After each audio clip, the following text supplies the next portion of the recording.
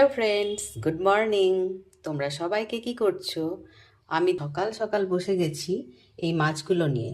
আজকে সকালবেলা বাজারে গিয়ে আমার পতিদেব এই মাছগুলো নিয়ে এলো। এটা হচ্ছে চিতল মাছের পেটি। তো আজকে এই মাছটা রান্না করব। মাছটা কেটে এনেছে, এমনকি চামড়াটাও ছাড়িয়ে এনেছে, কারণ এই রাসগুলো খুব শক্ত হয়, ওই জন্য চামড়াটা ছাড়িয়ে এনেছে। তবুও আঁশ লেগে আছে। এই যে এগুলো এখন ভালো করে ছাড়াবো, পরিষ্কার করব। তো তারপরে হচ্ছে রান্না হবে। তো এখন এগুলোকে আমি ভালো করে ধুয়ে নেব। মাছগুলোকে ধুয়ে নিয়েছি অনেকটা, এখনও এই আঁশগুলোকে আবার ছাড়াতে হবে। ছাড়িয়ে তারপর রান্না হবে। তো চিতল মাছ তোমরা কে কীভাবে রান্না করো একটু জানাবে রেসিপি। আর আমি কিভাবে রান্না করি সেটা পরে শেয়ার করছি। তো এখন মাছগুলোকে ভালো মতো পরিষ্কার করে নিই। তো এটা যেহেতু পেটি নিয়েছে, তার জন্য পেট থেকে এতটা তেল বের হলো, অনেকটা তেল বের হলো। এটা কি করব কি জানি। আর এই যে মাছগুলো, তো এই মাছটা আজকে রান্না করব।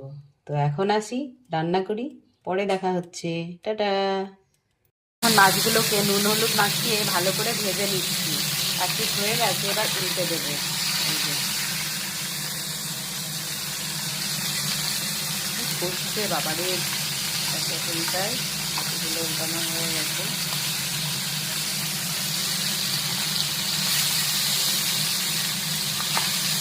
হয়ে গেছে, আর একটু হবে, ভাজা হলে তারপর রান্না হবে।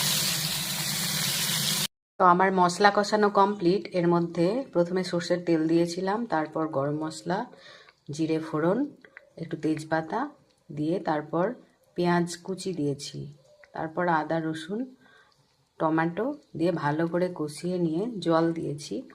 এখন কষানো কমপ্লিট। এখন জলটা ফুটেও গেছে ভালো মতো, যে ভালো সুন্দর মতো ফুটে গেছে। আন্দাজ মতো নুন আর হলুদ দিয়েছি। এখন মাছগুলোকে একে একে ছেড়ে দেব। মাছ ছেড়ে দিয়ে ভালো করে ফুটতে দেব, তাহলেই হয়ে যাবে আমার চিতল মাছের পেটি রান্না, চিতল মাছের কালিয়া। তো অল্পই জল দিয়েছি, এটা ফ্রাইং প্যানে আছে বলে বেশি মনে হচ্ছে, এটুকু লেগে যাবে ফুটতে হতে। এখন মাছটা ভালো করে রান্না হোক, ফুটে যাক, গেলে নামিয়ে নেব।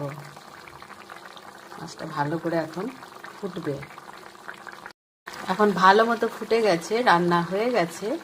এখন অল্প করে গরম মশলা দিয়ে মাছটা নামিয়ে দেব। তো আমার রান্না কমপ্লিট, চিতল মাছের পেটি।